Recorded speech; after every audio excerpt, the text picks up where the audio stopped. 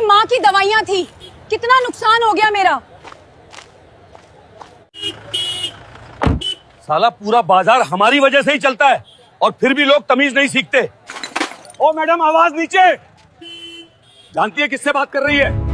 Inspector Kaliya Singh नाम है हमारा। यहाँ की हवा भी हमसे पूछ के चलती है और तू हमें कायदा सिखा रही है। कानून की वर्दी पहनी है आपने, गुंडों की नहीं। गलती आपकी थी, माफी आपको मांगनी चाहिए। माफी? मैं कालिया सिंह माफी मांगेगा? बहुत गर्मी है ना तेरे अंदर, आज सारी गर्मी निकालता हूँ। कालिया ने हाथ बढ़ाया, लेकिन अवनी ने पलक झपकते ही उसका हाथ मरोड़ दिया। तभी अवनी को याद आया, माँ घर पर माँ अकेली है। अगर यहाँ झगड़ा बढ़ा तो वह थाने के चक्कर में फंस जाएगी और माँ की देखभाल कौन करेगा? वैसे भी सिविल ड्रेस में किसी पुलिस वाले पर हाथ उठाना कानूनन गलत हो जाएगा, चाहे वह पुलिस वाला गलत ही क्यों ना हो। उसने कालिया का हाथ छोड़ दिया। कालिया सिंह, जो अब अपने गुर्गों और पब्लिक के सामने बेइज्जत महसूस कर रहा था, पागल हो गया। वो गुस्से में बोला, तूने पुलिस पर हाथ उठाया, अब देख तेरा क्या हाल करता हूं। उसने अपनी लाठी निकाली और अवनी की तरफ बढ़ाया।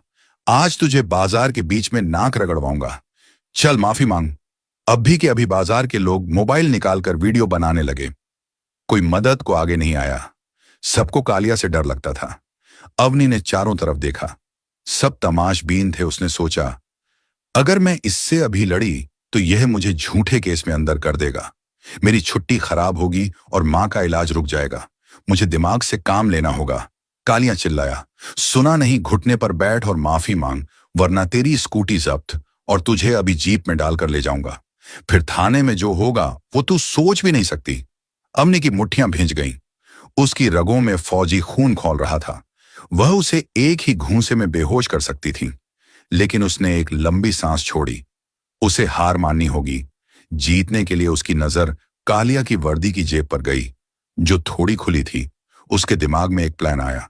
उसके पास अपनी जेब में एक छोटा सा वायरलेस ब्लूटूथ डिवाइस बगीन था, जो वह अक्सर अपने ऑपरेशंस में इस्तेमाल करती थी और गलती से आज उसकी जीन्स की जेब में रह गया था। अवनी ने अपनी आंखों में झूठा डर दिखाया। नहीं सर, प्लीज मुझे जाने दीजिए, मेरी माँ बीमार है। अवनी ने गिड़गिड़ाने का नाटक किया। बीमार है तो क्या हुआ, पहले मेरे पैरों पर गिर और माफी मांग। कालिया ने अपना जूता आगे कर दिया। भीड़ में से आवाजें आने लगीं, बेचारी लड़की, अरे जाने दो साहब। लेकिन कालिया सुनने को तैयार नहीं था।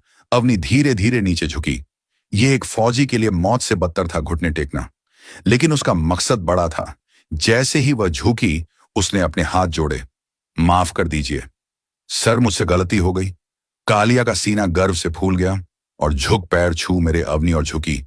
उसने कालिया के जूते छुए और उसी वक्त बड़ी सफाई से पलक झपकते ही उसने वह छोटा सा बग लिसनिंग डिवाइस कालिया की पैंट की मोहरी नीचे का हिस्सा के अंदर फंसा दिया, जहां एक्स्ट्रा कपड़ा मुड़ा होता है। कालिया का ध्यान अपने अहंकार में था। उसे हवा भी नहीं लगी। अवनी खड़ी हुई। उसका चेहरा अब भी झुका हुआ था, लेकिन होठों पर एक बहुत हल्की न दिखने वाली मुस्कान थी। अब खुश साहब, अवनी ने दबी आवाज में पूछा। हाँ, अब भाग, यहां से दोबारा दिखी तो टांगे तोड़ दूंगा, कालिया ने हंसते हुए कहा और वहां जमा भीड़ की तरफ हाथ हिलाया, जैसे उसने कोई जंग जीत ली हो। अवनी ने अपनी स्कूटी उठाई, टूटी हुई दवाइयां वहीं छोड़ी और बिना पीछे मुड़े चली गई। लोग वीडियो बना रहे थे, सोशल मीडिया पर कैप्शन लिख रहे थे, पुलिस की गुंडागर्दी, या कुछ लोग लिख रहे थे, डरपोक लड़की। लेकिन किसी को नहीं पता था कि शिकार अब शुरू हुआ है। शाम के 6 बज रहे थे। अवनी का वह वीडियो पूरे शहर में आग की तरह फैल गया था। हर व्हाट्सएप ग्रुप, हर फेसबुक पेज पर वही वीडियो था। एक अकेली लड़की को बाजार में एक पुलिस वाला जलील कर रहा है और वह उसके पैर छू रही है। जिलाधिकारी डीएम के बंगले में डीएम मैडम अदिति अपने ऑफिस में बैठी फाइलों में व्यस्त थीं। तभी उनके पीए ने घबराते हुए दरवाजा खटखटाया। मैडम, आपको यह देखना चाहिए, शहर में बवाल मचने वाला है। अदिति ने फोन हाथ में लिया। वीडियो प्ले हुआ। जैसे जैसे वीडियो आगे बढ़ा, अदिति का चेहरा सख्त होता गया। लेकिन वीडियो के आखिर में जब अवनी स्कूटी उठा रही थी, अदिति ने वीडियो पॉज किया। उसने अवनी के खड़े होने का तरीका देखा। यह कोई आम लड़की नहीं है, अदिति ने बुदबुदाया। जिस तरह से यह खड़ी है, जिस तरह से इसने अपना गुस्सा पिया है। ये डिसिप्लिन आम पब्लिक का नहीं हो सकता। पता करो ये कौन है और इसका घर कहाँ है। मैं खुद वहां जाऊंगी, अदिति ने आदेश दिया। लेकिन मैडम, आप खुद, मैं किसी हवलदार को भेज देता हूं, पीए ने कहा। नहीं, जिस पुलिस ने यह हरकत की है उस पर भरोसा नहीं किया जा सकता। गाड़ी निकालो। शहर के एक पुराने थोड़े पिछड़े इलाके में एक छोटा सा घर था। प्लास्टर उखड़ा हुआ था लेकिन आंगन साफ सुथरा था। अवनी अभी घर के अंदर थी। उसने अपनी फौजी टी शर्ट और लोअर पहन लिया था। वह एक चारपाई के पास बैठी थी जिस पर एक बूढ़ी कमजोर औरत लेटी हुई थी। वह अवनी की मां थी। अवनी बेटा, दवाई ले आई? मां ने खांसते हुए पूछा। अवनी का दिल भर आया। बाजार में जो हुआ वह याद आ गया। दवाइयां तो टूट गई थीं, लेकिन उसने मां को यह नहीं बताया। हाँ मां, बस अभी दे रही हूं, अवनी ने मुस्कुराते हुए कहा और रसोई में जाकर गर्म पानी और घर में बची हुई पुरानी गोली ले आई। वह मां का सिर अपनी गोद में रखकर उसे पानी पिला रही थी। बेटा, तू क्यों आई? इतनी दूर? देश को तेरी जरूरत है? मां ने कहा। देश को मेरी जरूरत है मां, लेकिन मुझे आपकी जरूरत है। आप ठीक हो जाओ, फिर मैं चली जाऊंगी।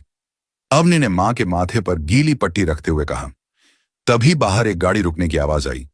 नीली बत्ती वाली गाड़ी। अवनी चौंक गई। क्या वह कालिया सिंह फिर आ गया? क्या वह घर तक आ पहुंचा? उसने पास ही रखी एक लोहे की रॉड को अपनी नजर में रखा और बाहर निकली। लेकिन बाहर पुलिस की जीप नहीं, डीएम की सफेद एम्बेसडर कार थी। गाड़ी से एक तेज तर्रार महिला उतरी। डीएम अदिति अवनी ने उन्हें देखा। वह समझ गई कि यह प्रशासन से है। अवनी ने सलीके से नमस्ते किया, लेकिन सैल्यूट नहीं मारा क्योंकि वह सिविल में थी और सामने वाला अजनबी था। अजनबी? जी आप? अवनी ने पूछा। अदिति ने उसे ऊपर से नीचे तक देखा। मेरा नाम अदिति है, यहाँ की डीएम। मैंने तुम्हारा वीडियो देखा। मैं बस ये जानने आई हूं कि क्या तुम ठीक हो और डरो मत, उस इंस्पेक्टर पर सख्त एक्शन होगा। अवनी ने फीकी मुस्कान दी। थैंक यू मैडम, लेकिन मुझे किसी एक्शन की जरूरत नहीं है। मैंने माफी मांग ली, बात खत्म। अदिति हैरान थी। तुमने माफी क्यों मांगी? वीडियो में साफ दिख रहा है। गलती उसकी थी क्योंकि मेरे पास वक्त नहीं था मैडम। मेरी मां अंदर बहुत बीमार है। अगर मैं वहां उलझती तो थाने में रात गुजारनी पड़ती और मेरी मां को पानी देने वाला भी कोई नहीं होता। अदिति की नजर अवनी की आंखों में थी। तभी उसने देखा कि अवनी की अलमारी पर एक फोटो रखी है। वर्दी में कंधे पर 3 स्टार। कैप्टन की वर्दी। अदिति चौंक गई। तुम आर्मी में हो? अवनी ने कोई जवाब नहीं दिया, बस नजरें झुका ली। एक आर्मी कैप्टन और तुमने उस सड़क छाप इंस्पेक्टर के पैर छुए। अदिति को विश्वास नहीं हो रहा था। तुमने उसे वहीं तोड़ क्यों नहीं दिया? अवनी ने सर उठाया। उसकी आंखों में अब वह आग थी जो बाजार में छिपी थी। मैडम, फौजी को सिखाया जाता है कि दुश्मन को तब मारो जब वह बेफिक्र हो। अगर मैं वहां मारती तो वो सिर्फ एक झगड़ा होता। अब जो होगा वो न्याय होगा। मतलब? अदिति ने पूछा। अवनी ने अपनी जेब से अपना फोन निकाला और एक हेडफोन अदिति के हाथ में दिया। सुनिए मैडम, वो अभी क्या कर रहा है?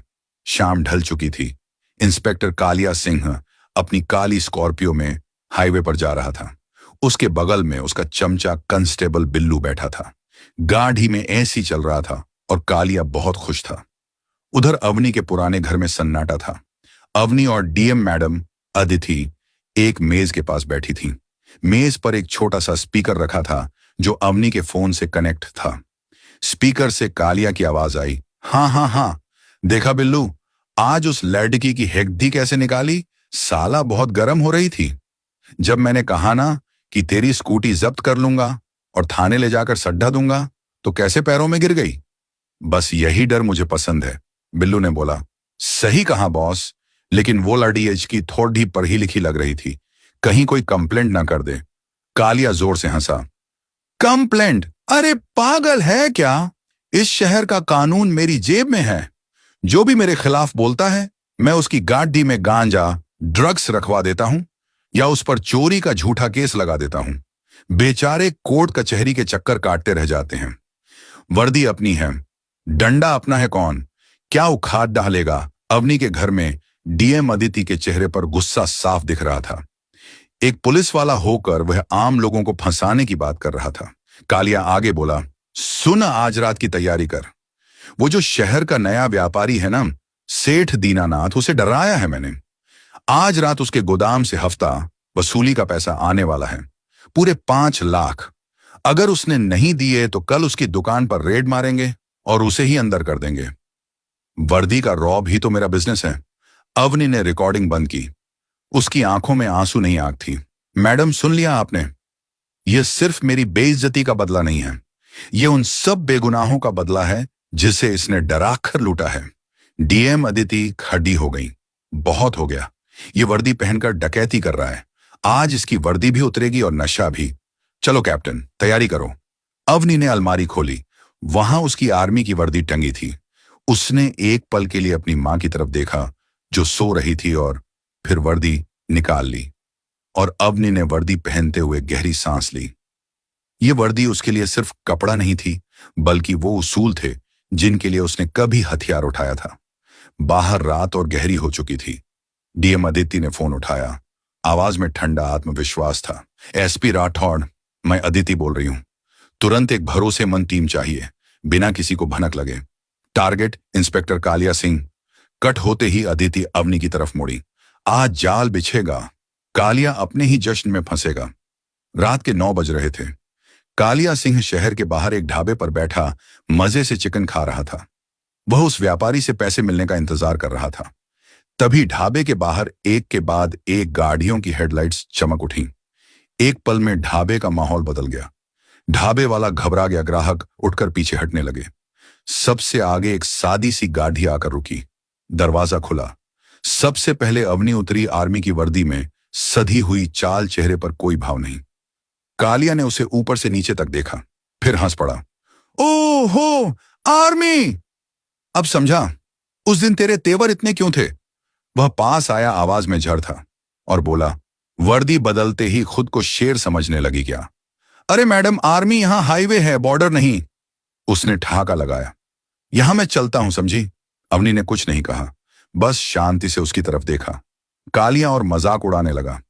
कहां से आ गई देश बचाने, लगता है ट्रेनिंग में ज्यादा ही जोश भर दिया गया है। उसी पल पीछे से और गाड़ियां हम आकर रुकी।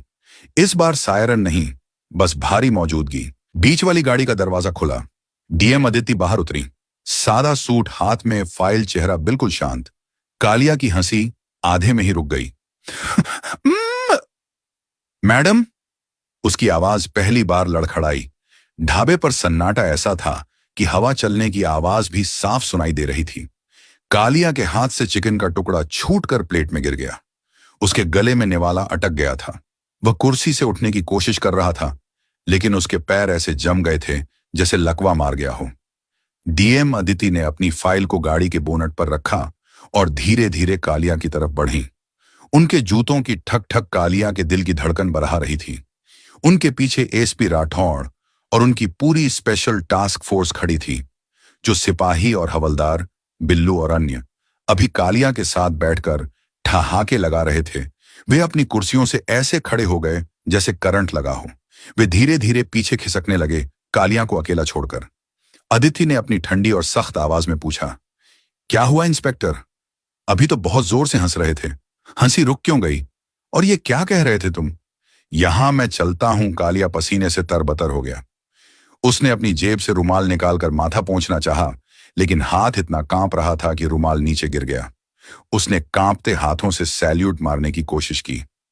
माय मैडम, जय हिंद। वो तो हम बस मजाक कर रहे थे।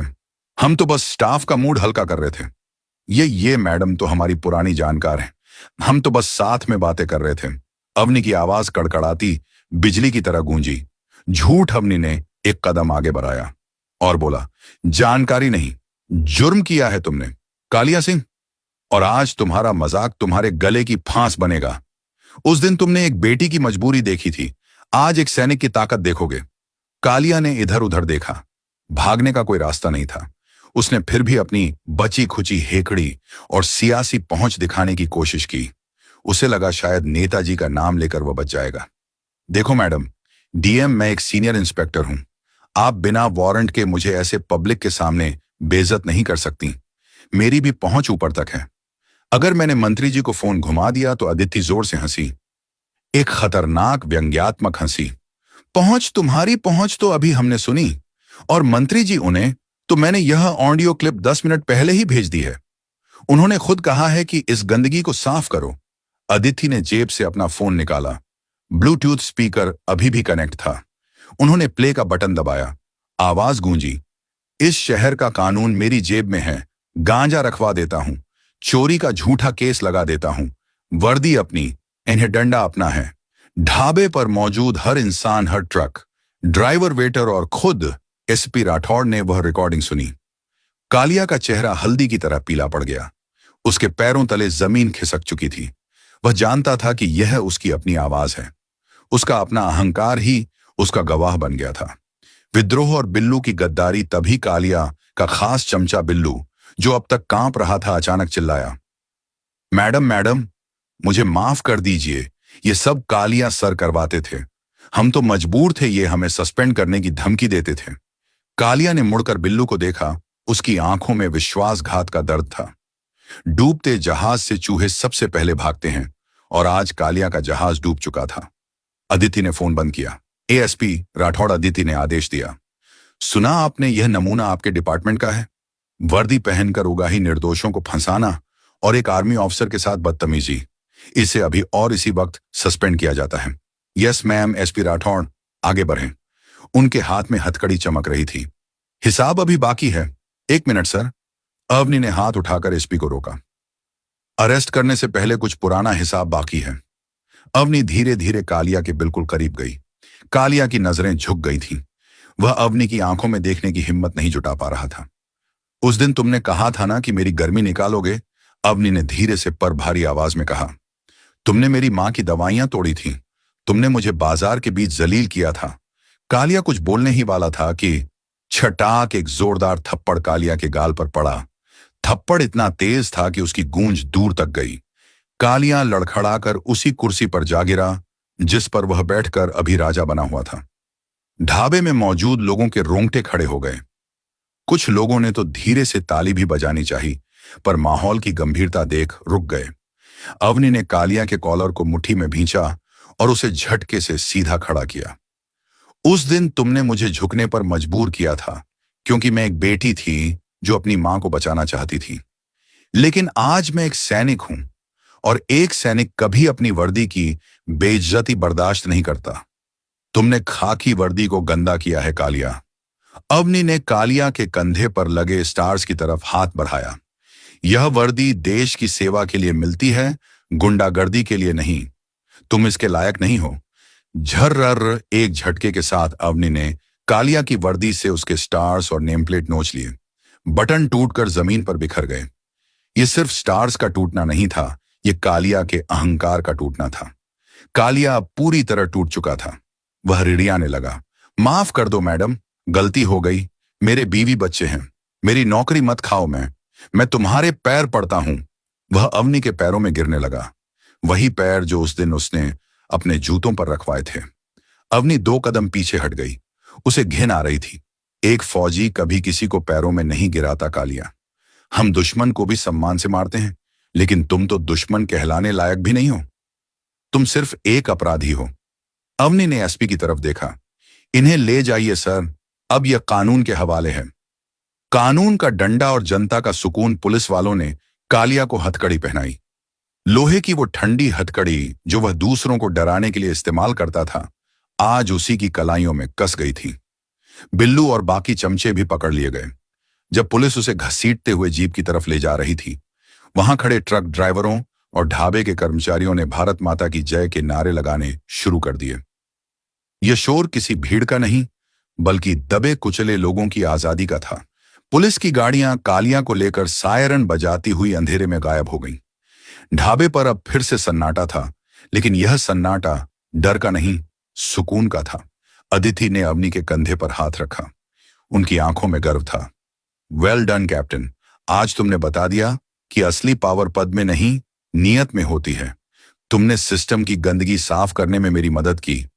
अवनी ने हल्की मुस्कान के साथ अदिति को सैल्यूट किया।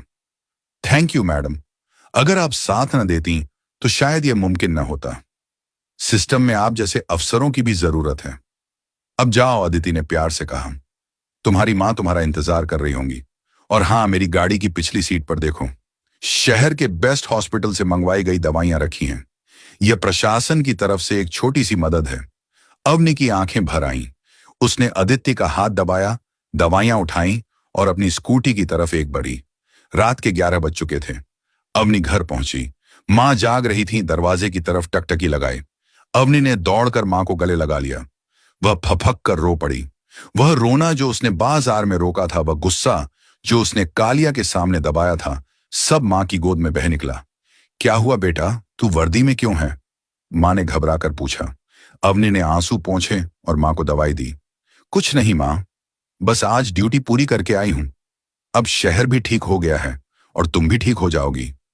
निष्कर्ष, बुराई चाहे कितनी भी ताकतवर क्यों ना हो, सच्चाई और अनुशासन के सामने उसे एक दिन घुटने टेकने ही पड़ते हैं। कालिया सिंह का अंत अवनी की एक नई शुरुआत थी। दोस्तों, हमें इस कहानी से यह गहरी सीख मिलती है कि धैर्य सबसे बड़ा हथियार है। अवनी ने बाजार में गुस्सा पी लिया क्योंकि वह जानती थी कि सही वक्त पर वार करना ज्यादा असरदार होता है। पद की गरिमा, चाहे पुलिस हो या आर्मी, वर्दी सेवा के लिए है, रौब झाड़ने के लिए नहीं। विनम्रता कमजोरी नहीं, झुकने का मतलब हारना नहीं होता। कभी कभी एक शेर भी शिकार करने के लिए पीछे हटता है। दोस्तों, यह कहानी केवल मनोरंजन और शिक्षा के उद्देश्य से बनाई गई है। इसमें दिखाए गए सभी पात्र, घटनाएं और संवाद काल्पनिक हैं। किसी भी वास्तविक व्यक्ति, संस्था या घटना से इनका कोई संबंध नहीं है। कृपया इसे केवल कहानी के रूप में देखें और इसका आनंद लें। हम किसी की भावनाओं को ठेस पहुंचाना नहीं चाहते।